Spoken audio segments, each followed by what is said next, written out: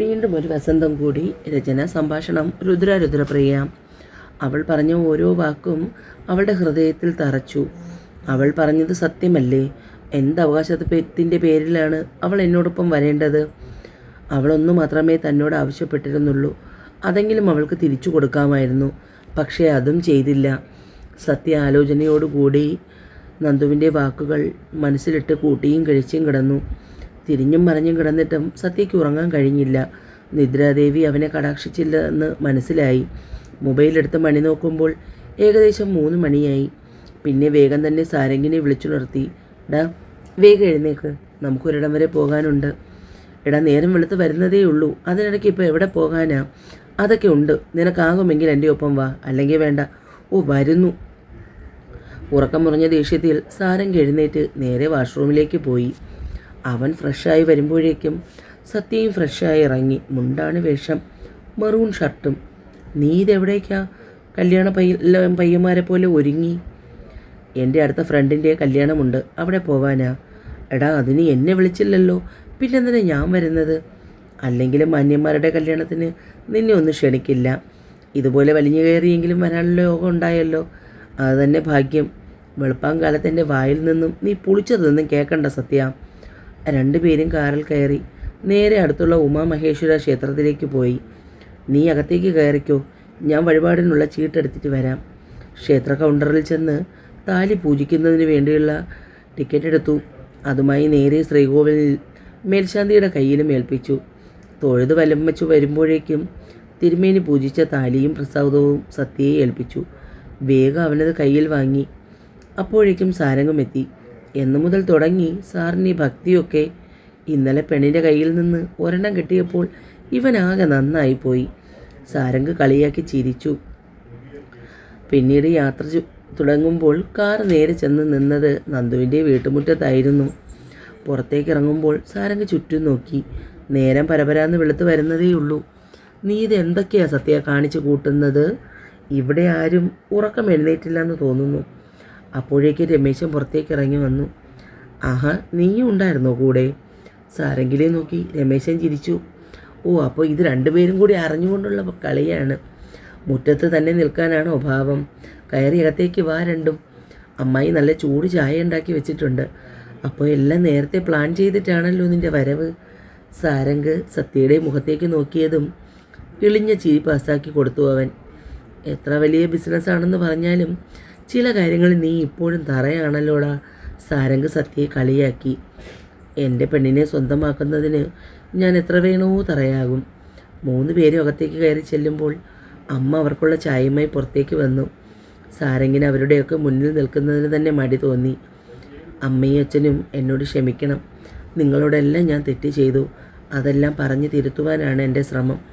എന്നോട് ദേഷ്യം വച്ച് പുലർത്തരുത്. അച്ഛൻ്റെ കൈകൾ കൂട്ടിപ്പിടിച്ചുകൊണ്ട് സത്യ നെഞ്ചോട് ചേർത്ത് പിടിച്ചു പറഞ്ഞു. നിങ്ങൾ സന്തോഷമായിരിക്കുന്നത് കാണാനാണ് ഞങ്ങൾക്കാഗ്രഹം. അതിൽ കൂടുതലൊന്നും വേണ്ട. എല്ലാ പിണക്കവും മാറി നിങ്ങൾ വീണ്ടും ഒന്നാവണം. അവർ കൊടുത്ത ചായ ഊതി ഊതി കുടിക്കുമ്പോഴും അവൻ്റെ കണ്ണു മുഴുവനും അകത്തെ മുറിയിലായിരുന്നു. അത് മനസ്സിലാക്കിയതുപോലെ മോൻ അകത്തേക്ക് കയറിയിരിക്കുക, അവൾ അവിടെയുണ്ട്. കേൾക്കാൻ കാത്തിരുന്നതുപോലെ സത്യ വേഗം ചായ ഗ്ലാസ് അമ്മയുടെ കയ്യിൽ ഏൽപ്പിച്ച് റൂമിലേക്ക് പോയി. റൂം പതിയെ തുടർന്ന് അകത്തേക്ക് കയറുമ്പോൾ കണ്ടു ഒരു വശം ചരിഞ്ഞു കിടന്നുറങ്ങുന്ന പെണ്ണിനെ. അടുത്ത് ചെന്നിരുന്ന് മതിയാവോൾ അവളെ നോക്കി. ഒന്ന് ഞരങ്ങി ഉണർന്നപ്പോൾ നന്ദു കണ്ടത് അവളുടെ മുന്നിലിരിക്കുന്ന സത്യയെയാണ്. കഴുത്തിൽ ചുറ്റിപ്പിടിച്ച് അവനെ അടുത്തേക്ക് കിടത്തി മുഖത്ത് ചുണ്ടു ചേർത്തു. കൺമുന്നിൽ നടക്കുന്നത് സ്വപ്നമാണോ എന്ന് സംശയിച്ചു സത്യ. അവൻ്റെ നെഞ്ചിലേക്ക് മുഖം ചേർത്ത് വെച്ച് ചുണ്ടുകൾ ചേർക്കുന്ന പെണ്ണിനെ അവനും ചേർത്ത് പിടിച്ചു. അവളുടെ മുഖം മുഴുവനും ചുംബനം കൊണ്ട് മൂടി. വയറിൽ കൈ ചേർത്ത് പതിയെ തടവി. കുഞ്ഞിൻ്റെ അനക്കമറിഞ്ഞ് വയറിൽ ചുണ്ട് ചേർത്തു. അവൻ്റെ മീശത്തുമ്പ് കൊണ്ടപ്പോൾ പെണ്ണ് പൊളഞ്ഞു. സ്വപ്നത്തിലാണെങ്കിലും നിൻ്റെ അച്ഛൻ്റെ കുരുത്തക്കേട് മാത്രമേ കാണിക്കൂ. പിറുപിറുത്തുകൊണ്ട് കണ്ണു തുറന്നു നോക്കിയതും അതാ കിടക്കുന്നു സത്യ. കണ്ണുകൾ ഒന്നുകൂടി വലിച്ചു തുറന്നു നോക്കി, വിശ്വാസം വരാത്ത പോലെ. പെട്ടെന്ന് എഴുന്നേറ്റ് അവനെ തള്ളി മാറ്റി. തള്ളിൻ്റെ ആക്കത്തിൽ സത്യ ബെഡിൽ നിന്നും താഴെ വീണു. ഓ, എൻ്റെ പുറം! അപ്പോഴാണ് നന്ദു സത്യയുടെ വേഷം ശ്രദ്ധിക്കുന്നത്. മുണ്ടും ഷർട്ടുമൊക്കെ ഇട്ട് കുളിച്ച് കുറിയും തൊട്ട് ഇയാളിവിടെ എന്ത് ചെയ്യുന്നു? അപ്പോൾ കുറച്ചു മുന്നേ നടന്നതൊന്നും സ്വപ്നമല്ലായിരുന്നു. സത്യ പൊടിയും തട്ടി നിലത്തു നിന്ന് എഴുന്നേറ്റു. എന്താടി നിനക്ക്? വെറുതെ ഇരുന്ന് എന്നെ പിടിച്ച് ബെഡിൽ കിടത്തി ഉമ്മിച്ചതും പോരാ, തള്ളി നിലത്തേക്ക് വിട്ടു. നന്ദുവിന് ആകെ പരിഭ്രമമായി. താനത് സ്വപ്നത്തിൽ, അപ്പോൾ നിനക്ക് സ്വപ്നത്തിൽ എന്നെ കെട്ടിപ്പിടിക്കാം, ഉമ്മ വയ്ക്കാം, ഒക്കെ ചെയ്യാം. മുന്നിൽ കണ്ടു കഴിഞ്ഞാൽ പിന്നെ നീ തള്ളി താഴെയിടും. അവളും വിട്ടുകൊടുത്തില്ല. നിങ്ങളോട് ആര് പറഞ്ഞു എൻ്റെ റൂമിൽ വരാൻ? ഞാൻ അറിഞ്ഞ് നിങ്ങളെ കാണാൻ വന്നു കഴിഞ്ഞാൽ നിൻ്റെ കയ്യിലിരിപ്പ് ഇതാണെന്നോ? ഞാൻ അറിഞ്ഞു നിന്നെ കാണാൻ വന്നു കഴിഞ്ഞാൽ നിൻ്റെ കയ്യിലിരിപ്പ് ഇതാണെന്ന്. എൻ്റെ അനുവാദമില്ലാതെ എൻ്റെ റൂമിൽ കയറാൻ ആരാണ് നിങ്ങൾക്ക് അധികാരം തന്നത്? മാത്രമല്ല, എന്തധികാരത്തിലാണ് നിങ്ങൾ എൻ്റെ ബെഡിൽ കയറി കിടന്നത്? അത് പറഞ്ഞപ്പോഴാണ് സത്യയ്ക്ക് അക്കാര്യം ഓർമ്മ വന്നത്. എന്തധികാരമാണെന്ന് ഇപ്പോൾ പറഞ്ഞു തരാം. പോക്കറ്റിൽ കിടന്ന താലി പുറത്തേക്കെടുത്ത് അത് അവളുടെ കഴുത്തിലേക്കിട്ട് കൊളുത്തു വലിച്ചു വെച്ചു. എല്ലാം ഒരു നിമിഷം നന്ദുവിന് ആലോചിക്കാൻ പോലും സമയം കിട്ടുന്നതിന് മുമ്പേ ആയിരുന്നു. അമ്പലത്തിൽ നിന്ന് കിട്ടിയ ഒരു നുള്ളു കുങ്കുമം അവളുടെ സീമന്തി രേഖയിലും ചാർത്തി കൊടുത്തു. നന്ദു കണ്ണടച്ച് തുറക്കും മുമ്പേ ആയിരുന്നു എല്ലാം സംഭവിച്ചത്. ഞെട്ടി പിന്നിലേക്ക് നീങ്ങി ആ താലി എടുത്തു നോക്കുമ്പോൾ അവളുടെ കണ്ണുകൾ അറിയാതെ നിറഞ്ഞു. അതുവരെ അടക്കി വെച്ചിരുന്ന സങ്കടം മുഴുവൻ അലറി കരച്ചിലായി മാറി. അവളെ വലിച്ച് നെഞ്ചോട് ചേർത്ത് പിടിച്ചു സത്യ. ശ്രീ, എന്നെ നോക്കടി. നീ പറഞ്ഞ അധികാരം ഇതാണ്, എൻ്റെ ഭാര്യ എന്ന അധികാരം. ഇനി ഈ കണ്ണ് നിറയാൻ ഞാൻ ഒരിക്കലും സമ്മതിക്കില്ല. Sorry four everything. ഒന്നും വേണ്ട, ഒന്നും. ഇങ്ങനെ ചേർത്ത് പിടിച്ചാൽ മതി എന്നെ. അത്രയും ഞാൻ ആഗ്രഹിച്ചുള്ളൂ. ഇനിയും ഇട്ടിട്ട് പോകരുത്. പിന്നെ തിരികെ വന്നാൽ ഇതുപോലെ ചേർത്ത് പിടിക്കാൻ ശ്രീനന്ദി ഈ ഭൂമിയിൽ ഉണ്ടായിരുന്നില്ല. സത്യം.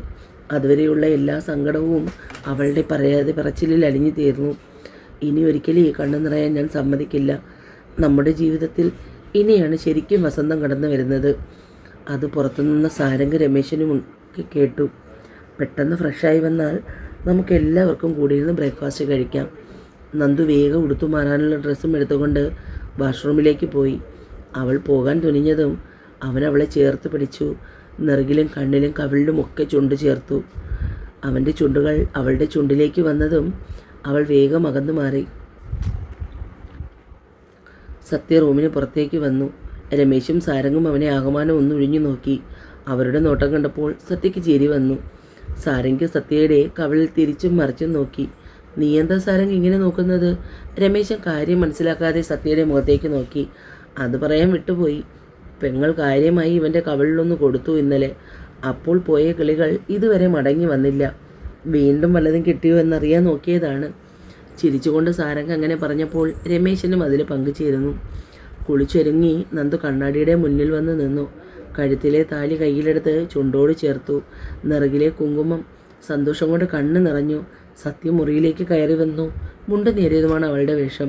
വയറു മറച്ചാണ് നിൽക്കുന്നതെങ്കിലും കാണാം. അടുത്ത് വന്ന് കുങ്കുമച്ചപ്പെടുത്ത് അതിൽ നിന്നും ഒരു നുള്ളു കുങ്കുമം കയ്യിലെടുത്ത് അവളുടെ നെറ്റിയിൽ ചാർത്തി കൊടുത്തു. പെട്ടെന്ന് കഴിച്ച് നമുക്ക് ഇറങ്ങണം ഈശ്വരമംഗലത്തേക്ക്.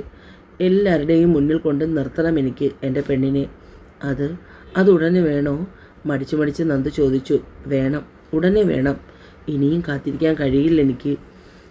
അതെ, കഴിഞ്ഞില്ലേ? വിശന്ന് വയ്യ. വെളുപ്പിന് 3 മണിക്ക് ഇവൻ്റെ ഒപ്പം ഉറങ്ങി തിരിച്ചതാണ്. ഇനിയെങ്കിലും വയറ്റിനകത്ത് വല്ലതും ചെന്നില്ലെങ്കിൽ ഞാനല്ലാതാകും. സാരംഗ് പറയുമ്പോൾ എല്ലാവരും ചിരിച്ചു. സന്തോഷത്തോടെയാണ് സത്യയും നന്ദുവിനും സാരംഗിനും സുഭദ്ര ഭക്ഷണം വിളമ്പിയത്. കുറേ നാളിന് ശേഷം ആ വീട്ടിൽ സന്തോഷം അലതല്ലി. തിരികെ ഇറങ്ങാൻ നേരം സത്യ രാഘവൻ്റെ മുന്നിൽ ചെന്ന് നിന്നു. അച്ഛൻ കഴിഞ്ഞതെല്ലാം മറക്കണം. എൻ്റെ ഭാഗത്തു നിന്നുണ്ടായ എല്ലാ തെറ്റിനും മാപ്പ് തരണം. ഞാൻ ശ്രീയെ കൊണ്ടുപോകുന്നു. ഇനി ഒരിക്കലും വിഷമിപ്പിക്കില്ല. മോനെ, ഞങ്ങൾ പാവങ്ങളാണ്.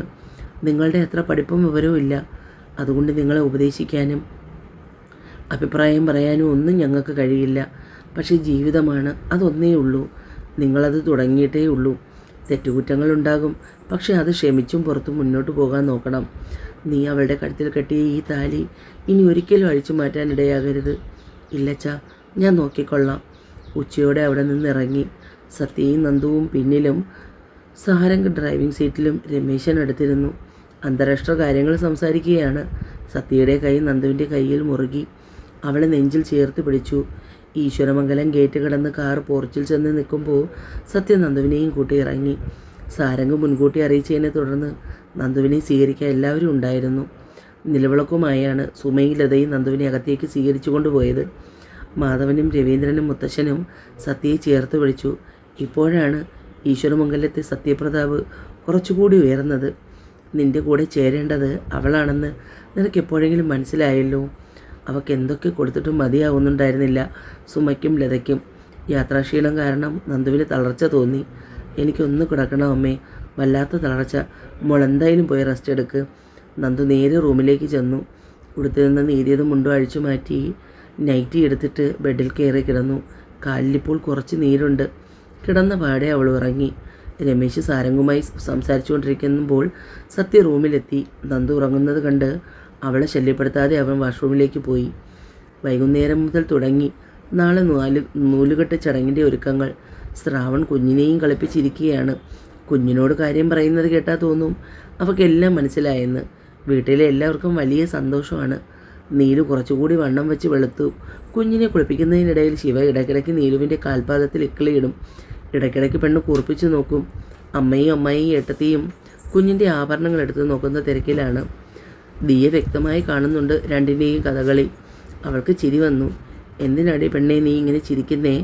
അപ്പച്ചി ചോദിക്കുമ്പോൾ ദിയ അമ്മയ്ക്കും അമ്മായിക്കും കാണിച്ചു കൊടുത്തു.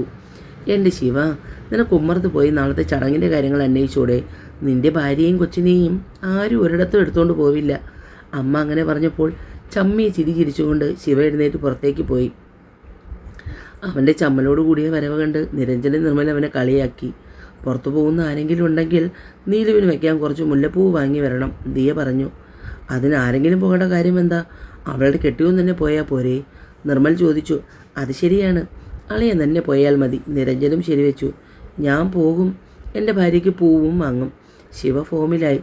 എന്തായാലും നീ പോകുന്നു, അപ്പോൾ പിന്നെ ദിയയ്ക്ക് മോക്കും കൂടി കുറച്ച് പൂവ് വാങ്ങിയേക്ക്, നിരഞ്ജൻ പറഞ്ഞു. അയ്യടാ, എന്തൊരെളിമ, ഇത്രയും വേണ്ട. ശിവ കാറുമെടുത്ത് പുറത്തേക്ക് പോയി. നന്ദുവിനെ വീട്ടിലാക്കി അവിടെയും ഇവിടെയും ചുറ്റിപ്പറ്റി നിന്നിട്ടും ആരും അടുപ്പിക്കുന്നില്ലെന്ന് കണ്ടതുകൊണ്ട് പുറത്തേക്ക് ഇറങ്ങി നന്ദു. അങ്ങനെ വരുമ്പോഴാണ് പൂക്കട കണ്ടത്. പിന്നെ വിചാരിച്ചു അവൾക്ക് കുറച്ച് മുല്ലപ്പൂ വാങ്ങാമെന്ന്. അങ്ങനെ കരുതിയാണ് കാർ കടയോട് ചേർത്ത് നിർത്തിയത്. കാറിൽ നിന്ന് ഇറങ്ങി കടയിലേക്ക് വരുമ്പോൾ കണ്ടു ശ്രാവണിനെ. നോട്ടത്തിൽ തന്നെ മനസ്സിലായി ആളിനെ. അതുകൊണ്ട് തന്നെ പരിചയഭാവത്തിൽ അടുത്തേക്ക് വന്ന് തോളിൽ തട്ടി വിളിച്ചു. ഹായ് സത്യ, താൻ ഓക്കെ ആയല്ലോ? അന്ന് ഹോസ്പിറ്റലിൽ നിന്ന് വന്നതിൽ പിന്നെ തന്നെ വിളിക്കണമെന്ന് കരുതി. പക്ഷെ തന്നെ നമ്പർ വാങ്ങിയില്ല എന്ന് അപ്പോഴാണ് ഓർത്തത്. പിന്നെ എന്തൊക്കെയുണ്ട് വിശേഷം? സുഖം. എന്തായാലും തന്നെ കണ്ടത് നന്നായി. ഒരു വിവരം പറയാമല്ലോ. നാളെയാണ് മോളുടെ നൂലുകെട്ട്. അതിന് നീലുവിന് പൂവ് വാങ്ങാൻ ഇറങ്ങിയതാണ്. ഇവിടെ വെച്ച് പറയുന്നതുകൊണ്ട് താൻ വരാതിരിക്കുകയൊന്നും ചെയ്യരുത്. നാളെ കുഞ്ഞിൻ്റെ നൂലുകെട്ടിന് താനും വൈഫും തീർച്ചയായും വരണം. അങ്ങനെ പറഞ്ഞെങ്കിലും നന്ദുവുമായി സത്യ അകൽച്ചയിലാണെന്ന കാര്യം പിന്നീടാണ് ഓർത്തത്. സോറി, ഞാനത് പറഞ്ഞായിരുന്നു. നിങ്ങൾ തമ്മിൽ ചെറിയ ഇഷ്യൂസ് ഉണ്ടെന്ന്. എനിക്കതിൽ വല്ലാത്ത വിഷമമുണ്ട് സത്യ. നിങ്ങളുടെ പിണക്കത്തിനൊരു പരിധിവരെ നീലുവും കാരണക്കാരിയാണല്ലോ എന്നോർത്ത്. It's okay Shiva. ആഹാ, തനിക്കെൻ്റെ പേരറിയാമോ? അറിയാമടോ. അന്ന് ഹോസ്പിറ്റലിൽ വെച്ച് നിരഞ്ജൻ തന്നെ ശിവ എന്ന് വിളിക്കുന്നത് ഞാൻ കേട്ടായിരുന്നു. നന്ദുവുമായുള്ള എല്ലാ പ്രശ്നവും കഴിഞ്ഞു. അവളെ വീട്ടിലേക്ക് വിളിച്ചുകൊണ്ട് വന്നു. അത് നന്നായി സത്യ. പിന്നെ അവൾ പ്രഗ്നൻ്റാണ്. 7 മാസമായി. ആഹാ, അപ്പോൾ താനും അച്ഛനായി. എന്തായാലും നാളെ നൂലുകെട്ടിന് 2 പേരും വരണം. നീലുവിന് എന്തായാലും ഒരു സർപ്രൈസ് ആയിരിക്കും. എന്തായാലും വൈഫിന് പൂ വാങ്ങാൻ വന്നതല്ലേ, സമയം കളയണ്ട, വാങ്ങിയിട്ട് പോ. ഞാൻ ചെല്ലട്ടെ. കുറച്ച് നേരം കണ്ടില്ലെങ്കിൽ പെണ്ണ് വീടെടുത്ത് മറിച്ച് വെക്കും. സത്യ തിരികെ വീട്ടിൽ ചെല്ലുമ്പോൾ നന്ദുവിനെ കാണാനില്ല. അവൻ്റെ കയ്യിലിരിക്കുന്ന പൊതിയിൽ എല്ലാവരും മാറി മാറി നോക്കുന്നുണ്ട്. സത്യയാണെങ്കിൽ കഴിയും പോലെ അത് മറച്ചു വയ്ക്കാനും ശ്രമിക്കുന്നുണ്ട്. എന്താണ് ആകെ ഒരു കള്ളത്തരം? മാധവനും രവീന്ദ്രനും കൂടി സാരംഗിനെയും കൂട്ടുപിടിച്ച് സത്യയെ വട്ടമിട്ട് പിടിച്ചു. ഏയ് എന്ത്? ഒന്നുമില്ല. അങ്ങനെ ഒന്നുമില്ലാതെ നിൻ്റെ കയ്യിൽ മൊത്തത്തിലുള്ളത് കള്ളത്തരങ്ങൾ കണ്ടിട്ട് എന്തോ കുഴപ്പമുണ്ട്. രവീന്ദ്രനാണ് അവൻ്റെ കയ്യിലിരുന്ന പൊതി വാങ്ങിയത്. സത്യയ്ക്കാണെങ്കിൽ അവിടെ നിന്ന് എവിടെയെങ്കിലും ഇറങ്ങി ഓടാൻ തോന്നി. മുല്ലപ്പൂവ് കയ്യിലിരിക്കുമ്പോൾ രവീന്ദ്രൻ്റെ മുഖം വെട്ടിത്തിളങ്ങി. ഏട്ടാ, ഇത് വല്ലതും കണ്ടോ? മോൻ ഭാര്യയ്ക്കുള്ള പൂവുമായാണ് വന്നത്. സാരംഗിനാണെങ്കിൽ സത്യയുടെ മുഖം കണ്ട് ചിരി പൊട്ടി. അപ്പോഴേക്കും സുമയും ലതയും അവരുടെ ഇടയിലേക്ക് വന്നു. നിങ്ങൾക്കൊക്കെ ഇത് എന്തിൻ്റെ കേടാ? എൻ്റെ കൊച്ചവൻ്റെ ഭാര്യയ്ക്ക് ആഗ്രഹിച്ച് പൂവ് വാങ്ങിയെന്നത് എന്താ കുഴപ്പം? നിങ്ങൾക്ക് ഈ കാലത്തിനിടയ്ക്ക് ഒരിക്കലെങ്കിലും തോന്നിയിട്ടുണ്ടോ ഞങ്ങൾക്ക് വാങ്ങി തരണമെന്ന്? സുമ അവരുടെ കയ്യിൽ നിന്നും പൂവ് വാങ്ങി സത്യയുടെ കയ്യിൽ ഏൽപ്പിച്ചു. അതുവരെ ഉണ്ടായിരുന്ന ചമ്മൽ മറച്ചുകൊണ്ട് അവൻ വേഗം റൂമിലേക്ക് പോയി. റൂമിൽ ചെല്ലുമ്പോൾ മേല് കഴുകി തുണി മാറ്റുകയായിരുന്നു നന്ദു. സത്യയെ കണ്ടപ്പോൾ അവൻ വേഗം നേരിയത് പിടിച്ച് നേരെയാക്കി. അവളുടെ വെപ്രാളം കണ്ടപ്പോൾ അവന് ചിരി പൊട്ടി. ഇങ്ങനെ പൊതിഞ്ഞു പിടിക്കുന്നത് കണ്ടാൽ തോന്നുമല്ലോ ഞാനൊന്നും കാണാത്തതാണെന്ന്. പെണ്ണിൻ്റെ മുഖം ചുവന്നു കയറി. അവൻ കയ്യിലിരുന്ന പൊതി അവളുടെ കയ്യിൽ ഏൽപ്പിച്ചു. നമുക്ക് നാളെ ഒരു ഫംഗ്ഷന് പോകാനുണ്ട്, അപ്പോൾ വയ്ക്കാൻ വേണ്ടിയാണ്. എന്ത് ഫംഗ്ഷൻ? ഇവിടെ ആരും അങ്ങനെ ഒരു പരിപാടിയെ പറ്റി പറഞ്ഞില്ലല്ലോ. അതിനിവിടെയുള്ള ആരെയും ക്ഷണിച്ചിട്ടില്ല. ഫംഗ്ഷൻ എന്നെയും നിന്നെയും മാത്രമേ ക്ഷണിച്ചിട്ടുള്ളൂ. വെറുതെ ഏട്ട എന്നെ കളിയാക്കുക. ഇല്ലടി പെണ്ണേ, ഞാൻ നിന്നെ കളിയാക്കുന്നതല്ല. നമുക്ക് നാളെ രാവിലെ ഒരു ഫംഗ്ഷനുണ്ട്. അതുകൊണ്ട് സുന്ദരി കുട്ടിയായി ഒരുങ്ങി വേണം വരാൻ. ഈശ്വരമംഗലത്തെ സത്യപ്രതാപിൻ്റെ വൈഫിനെ എല്ലാവരും കാണട്ടെ. അത്രയും വലിയ ഫംഗ്ഷനാണോ നമ്മൾ പോകുന്നത്? അത്രയും വലിയതാണോ എന്ന് ചോദിച്ചാൽ അല്ല, എന്നാൽ ചെറുതല്ല താനും. അവൾ പൂവ് കൊണ്ട് പുറത്തേക്കിറങ്ങി അമ്മയുടെ കയ്യിൽ ഏൽപ്പിച്ചു. അമ്മ ഇത് ഫ്രിഡ്ജിൽ ഭദ്രമായി വെക്കണേ, നാളെ ഒരു ഫംഗ്ഷൻ ഉണ്ടെന്ന് ഏട്ടൻ പറഞ്ഞു. അപ്പോൾ വെക്കാനാ? എവിടെയാ മോളെ ഫംഗ്ഷൻ? ഒരുപാട് ദൂരത്തൊന്നും പോണ്ട. ഇനി യാത്രയൊന്നും അധികം വേണ്ട. അറിയില്ല അമ്മേ, എന്നോട് പറഞ്ഞില്ല. നേരത്തെ തന്നെ റെഡിയായി നന്ന് കുളിച്ചിറങ്ങി. കസവിൻ്റെ മുണ്ടും നേരിയതും അതിന് മാച്ചാവുന്ന നേവി ബ്ലൂ ബ്ലൗസ്, മുടി അഴിച്ച് വിടർത്തിയിട്ട് അതിൽ നിറയെ സത്യ വാങ്ങിക്കൊണ്ടുവന്ന മുല്ലപ്പൂവും ചൂടി, കണ്ണ് മഷിയിട്ട് നന്നായി കറുപ്പിച്ചു, നെറ്റിയിൽ സിന്ദൂരവും. ഇപ്പോൾ കുറച്ചുകൂടി തടിച്ച് വെളുത്തിട്ടുണ്ട് പെണ്ണ്. റൂമിൽ നിന്ന് പുറത്തേക്ക് ഇറങ്ങി വന്നപ്പോൾ സത്യ അവളുടെ ഡ്രസ്സിൻ്റെ മാച്ചായ ഡ്രസ്സ്. രണ്ടുപേരും കൂടി ഒരുങ്ങിയിറങ്ങിയപ്പോൾ സുമ കയ്യിൽ ഓരോ ബോക്സുമായി വന്നു. അതിൽ നിന്ന് കാശിൻ്റെ മാല പുറത്തെടുത്ത് നന്ദുവിൻ്റെ കഴുത്തിൽ അണിയിച്ചു. കൂടെ 2 വളം. ഇതൊക്കെ എന്തിനാ അമ്മേ? ഇതൊക്കെ വേണം. ഏതോ വലിയ ഫംഗ്ഷനാണെന്നും അവൻ പറഞ്ഞു. അപ്പോൾ പിന്നെ അതിൻ്റെ ഗമ ഒട്ടും കുറയ്ക്കേണ്ട. 2 പേരും കൂടി പോകുന്നത് നോക്കി സുമ സന്തോഷത്തോടു കൂടി നിന്നു. തുടരും. എന്നെ വായിക്കുകയും കേൾക്കുകയും ചെയ്യുന്ന കൂട്ടുകാർ ചാനൽ സബ്സ്ക്രൈബ് ചെയ്യാൻ മറക്കല്ലേ കൂട്ടുകാരെ. സ്റ്റോറി താമസിക്കുന്നത് ഒരുപാട് ബുദ്ധിമുട്ടുകൾ ഇടയ്ക്ക് ഉണ്ടാകുന്നത് കൊണ്ടാണ്.